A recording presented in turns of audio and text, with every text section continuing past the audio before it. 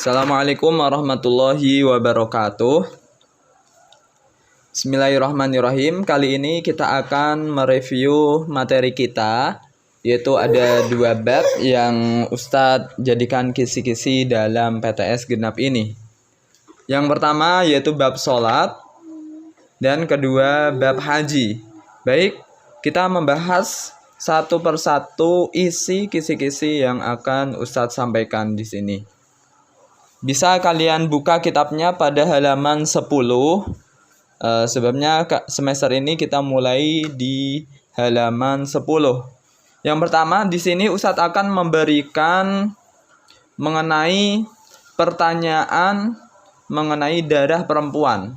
Artinya kalian harus mampu mengidentifikasi jenis darah yang keluar dari alat kelamin perempuan. Semisal di sini dijelaskan darah perempuan itu ada 3, darah haid, nifas, dan istihadah. Nah, di sini sudah ada definisi masing-masing. Otomatis kalian harus mampu mengetahui mana yang darah haid, nifas, atau istihadah. Nah, berarti kalian harus mengidentifikasikan seperti itu. Baik, untuk yang kedua, siswa mampu menentukan usia minimal seorang perempuan mengeluarkan darah haid. Usianya wanita jikalau haid itu minimal usianya berapa? Beda ya, masa darah haid sama usia. Nah, kalau masa darah haid yang paling minimal itu sehari semalam. Kalau lumrah 6 atau 7 hari. Kalau yang paling maksimal itu 15 hari. Adapun usia orang yang haid itu minimal 9 tahun. Kan seperti itu. Seperti yang sudah dijelaskan. Kemudian yang ketiga, siswa menentukan masa suci perempuan berdasarkan kebiasaan lama haid. Berdasarkan lama haidnya. Contohnya, haid dalam sebulan itu kan sekali. Dalam sebulan itu sekali.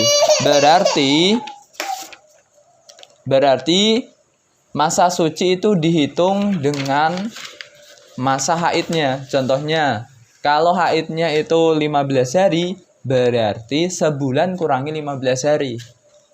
15. Kalau semisal masa haidnya sehari semalam, berarti sebulan kurangi sehari semalam. Nah, itu seperti itu. Baik, kemudian untuk berikutnya, siswa mampu menentukan hal apa saja yang diperbolehkan bagi orang yang jinabat. Berarti siswa harus tahu sesuatu yang tidak diperbolehkan bagi orang yang jinabat. Nah, masih dalam pasal yang sama, orang yang jinabat itu kan tidak diperbolehkan melakukan 5 perkara. Nah, berarti kalian harus membacanya sampai detail, dan ketika nanti disebutkan kalian bisa tahu, oh ini yang diharamkan bagi orang yang jinabat, ini yang boleh. Nah, berarti harus mampu membedakan hal itu. Untuk berikutnya yang kelima, siswa mampu mengartikan waktu zawal. Nah, ini sudah masuk dalam kitab sholat halaman 11. Zawal. Nah, dalam waktu sholat itu ada istilah zawal.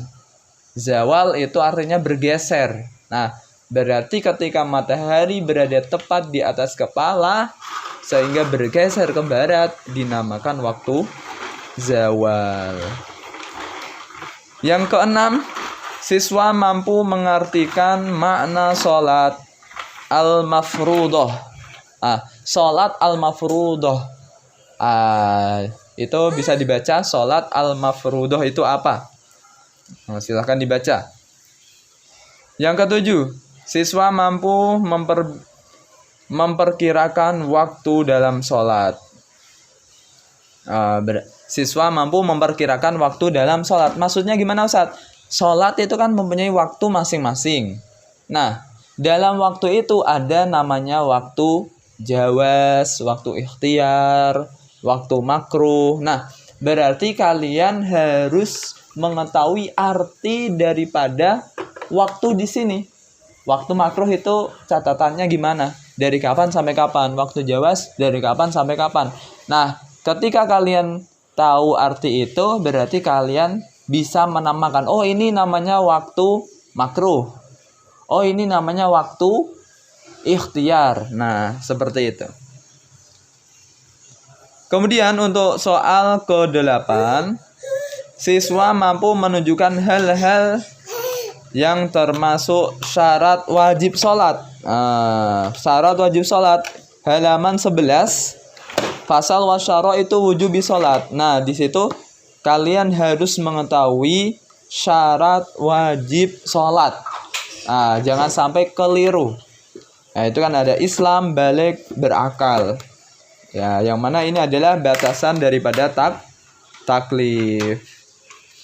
Ke-9, siswa mampu menentukan hal apa yang harus dilakukan makmum ketika imam salah melakukan rukun sholat. Apa yang dilakukan makmum ketika mengetahui imamnya salah dalam rukun sholat. Semisal harusnya dia ruku, malah sujud dulu. Apa yang dilakukan? Nah, itu bisa kita ketahui dalam kitab kalian halaman 13, ketika ketika imam salah dalam melakukan rukun, maka pastinya kita harus membaca tasbih, mengingatkan dengan membaca tasbih bagi lelaki dan perempuan untuk bertepuk tangan, seperti itu. Itu bisa kalian baca lagi halaman 13. Kemudian untuk yang ke-10, siswa dapat menentukan gerakan seperti apa yang membatalkan sholat. Seperti apa yang membatalkan sholat. Gerakan yang membatalkan sholat itu bagaimana? Otomatis nanti kamu lihat di halaman 13, pasal tentang yang membatalkan sholat itu apa aja, kalian harus hafal semuanya. Kemudian untuk yang ke-11, siswa mampu menentukan hal apa yang harus dilakukan ketika seorang perempuan sholat di hadapan lelaki. Masih di halaman 13 tentang perempuan berbeda dengan lelaki dalam urusan sholat. Dalam hal sholat ada sesuatu yang berbeda antara lelaki dan perempuan. Nah, itu berarti kalian harus mengetahuinya. Kemudian untuk yang ke-12, siswa mampu menentukan hal apa yang harus dilakukan ketika seorang lupa melakukan gerakan rukun dalam sholat. Ada orang ketika sholat dia lupa gerakan sholatnya itu bagaimana. Ada orang lupa melakukan gerakan rukun dalam sholat. Maka apa yang harus dia lakukan?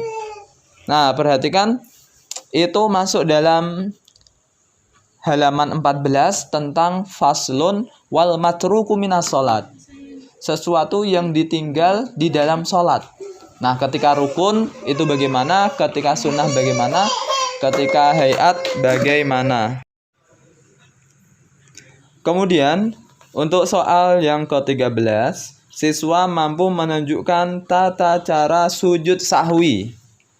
Sujud sahwi berarti masih dalam pasal yang sama. Ketika orang meninggalkan atau lupa tentang rukun atau meninggalkan sunnah, maka dia harus sujud sahwi. Nah, sujud sahwi itu di mana, Ustaz? Nah, bisa kalian baca di sini dijelaskan. Sujud sahwi dilakukan 2 kali sujud sebelum salam.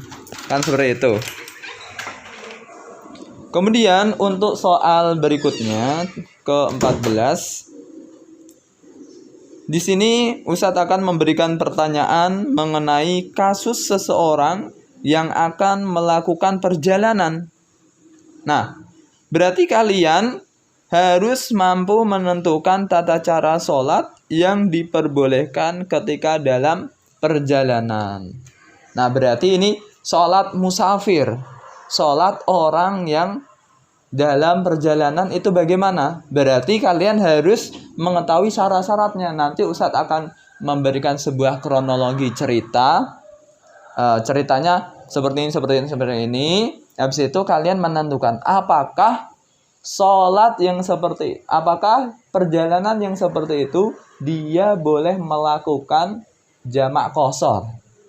Nah, berarti kalian harus paham tentang syarat-syarat jamak qashar. Itu halaman 15 tentang fasal wa yajuju lil musafir.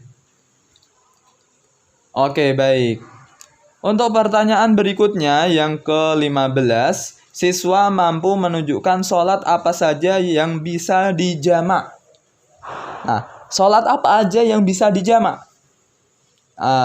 Itu di halaman 15 kita tahu kan, sholat dijamak itu artinya sholat digabungkan dalam satu waktu. Contohnya duhur dengan asar, habis itu maghrib sama isya. Nah, subuh sama apa? Nggak bisa, subuh nggak ada gabungannya. Berarti subuh nggak ada gabungannya, paham? Kemudian untuk yang ke-16, ini terakhir dalam bab sholat, siswa mampu mengartikan istilah sujud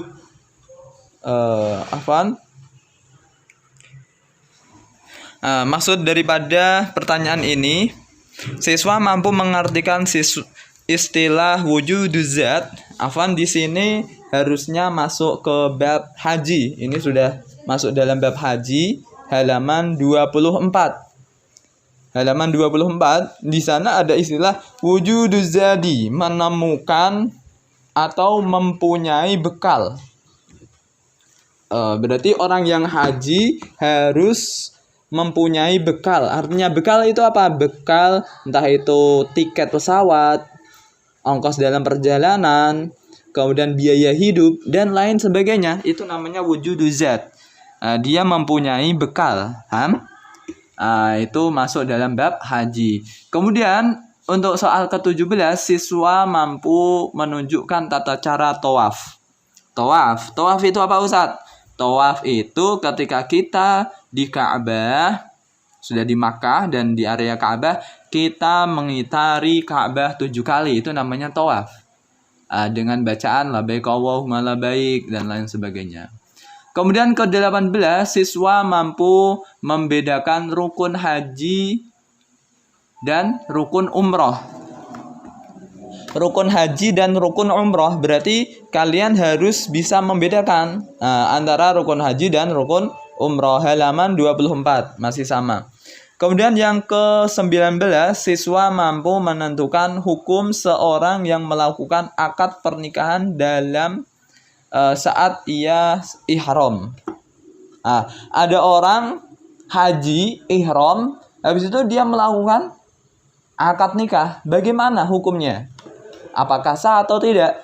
Itu bisa kamu baca halaman 25 tentang faslun wa yahrumu alal muhrim, keharaman bagi orang yang ihram.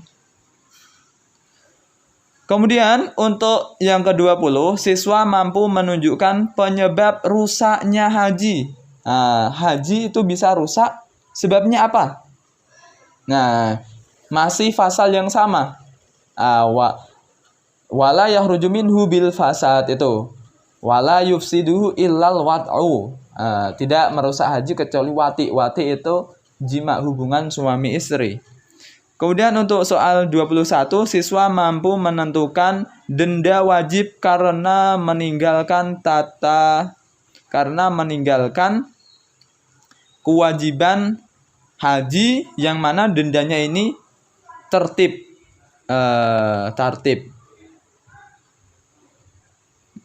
Itu keliru ya.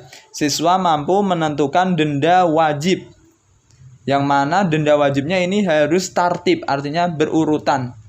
Nah, urutannya itu bagaimana? Itu dalam pasal di berikutnya, halaman 25, faslun wad dima'u al wajibah. Nah, di sini kan ada dam. Dam itu denda. Denda-denda yang wajib dalam ihram ketika ia meninggalkan kewajiban haji. Nah, itu kan urut. Apa itu? Ada kambing, habis itu puasa 10 hari, dan yang lainnya. Paham ya? Kemudian ke-22, siswa mampu menentukan hal apa yang harus dilakukan bagi seorang yang meninggalkan kewajiban haji. Berarti siswa di sini mampu menentukan hal apa yang harus dilakukan bagi seorang yang meninggalkan haji. Kalau ada orang meninggalkan haji, itu bagaimana? Berarti kalian harus menentukan hal apa yang harus dilakukan bagi seorang yang meninggalkan kewajiban haji. Apa yang harus dilakukan? Apakah harus mengulangi hajinya lagi atau membayar dam? Itu bisa kalian lihat di halaman 26 atau pasal 25, masih sama pasalnya. Ketentuan orang yang meninggalkan kewajiban haji. Perhatikan ya, kewajiban bukan rukun. Nah, untuk pertanyaan berikutnya, siswa mampu menentukan hal apa yang harus dilakukan bagi seorang yang meninggalkan wukuf di Arafah. Wukuf di Arafah itu kan sebuah rukun. Nah, dia malah tidak wukuf di Arafah. Barangkali dia ketinggalan sehingga dia tidak bisa wukuf di Arafah. Maka apa yang dilakukannya? Nah, berarti kalian harus membaca di bab ini dengan apa? Dengan sungguh-sungguh. Waman taroka ruknan minal ihrami waman taroka wajiban lazima adam. Orang yang meninggalkan kewajiban berarti wajib dam. Orang yang meninggalkan rukun, maka dia lam yahil min ihrami hatta ya'tiya bi. Maka dia harus melakukan hajinya lagi. Nah, seperti itu kan. Kemudian yang ke-24, kalian akan diberikan pertanyaan mengenai sesuatu kasus saat hendak melaksanakan haji dan ihram. Di sini siswa mampu memecahkan masalah yang ada dalam kasus tersebut. Masalahnya itu seperti orang ketika melakukan haji, tiba-tiba dia dicegat, dihadang, sehingga dia tidak bisa menuju ke Makkah. Semisal pesawatnya gangguan sehingga harus mendarat, atau semisal ada kejadian kasus sehingga dia tidak bisa melaksanakan hajinya lagi. Nah, itu bagaimana? Berarti ini masuknya di pasal yang tadi halaman 26. Orang yang mahsur itu ditawan. Itu sama seperti itu. Kemudian soal yang ke-25, siswa mampu menentukan orang yang diharamkan dalam membunuh binatang dan mencabut rumput. Orang membunuh binatang dan mencabut rumput, berarti di sini dia mempunyai kewajiban, yaitu apa? Nanti ada damnya. Kalian bisa baca halaman 26. Orang yang membunuh binatang atau mencabut rumput. Baik, itu tentang soal pilihan ganda. Kemudian kita lanjut ke soal esai. Yang pertama, 26. Siswa mampu membedakan rukun haji dan umroh. Baik, itu tentang haji dan umroh yang sudah kita baca di awal, yaitu halaman 24. Kemudian yang ke-27, siswa diberikan pertanyaan mengenai suatu kasus perempuan yang mengeluarkan darah dari alat mengeluarkan darah haid pastinya. Nah, di sini siswa mampu memecahkan permasalahan yang ada berdasarkan konsep darah haid. Nanti Ustadz akan menceritakan sebuah kronologi orang yang haid. Nah, ini mengenai tentang masalah kodok sholatnya, kan? Kodok sholatnya, insya Allah nanti Ustadz akan jelaskan, yaitu orang yang haid, bagaimana cara mengkodok sholatnya, yaitu dilihat ketika sholatnya itu bisa dijamak, kok dia belum melakukan sholat, semisal duhur keluar haid, habis itu dia belum sholat. Nah, otomatis dia wajib mengkodok duhur dan asar ketika ini keluarnya haid. Ketika nanti mampetnya itu, berhentinya itu di waktu asar, semisal dia belum sholat, kebelabasan maghrib, berarti dia juga wajib kodok duhur dan asar. Berarti duhur asar untuk pertama keluar, duhur dan asar lagi untuk waktu akhirnya. Kalau dia sudah sholat semuanya, berarti tidak ada kodok. Nah, seperti itu. Kemudian untuk yang ke-29, siswa diberikan pertanyaan mengenai sebab diperbolehkan sholat jamak. Sholat jamak, siswa mampu menyebutkan sebab dan ketentuan diperbolehkan sholat jamak. Nah, sholat jamak itu kan sebabnya tidak hanya perjalanan. Contohnya sholat jamak karena sakit, boleh. Sholat jamak karena ada hajat, kebutuhan, boleh. Dengan catatan sholat jamaknya harus dilakukan di waktu yang pertama, tidak boleh di waktu kedua, berarti duhur atau maghrib, seperti itu. Untuk yang ke-30, siswa mampu menentukan hal yang harus dilakukan oleh seorang yang meninggalkan sholat. Nah, di sini kalian harus mengetahui bagaimana orang yang meninggalkan kesunahan dalam sholat. Kembali ke bab sholat tadi, yang al-matruk minas sholat. Nah, berarti dia harus sujud sahwi atau yang lainnya, paham? Harus kalian ketahui.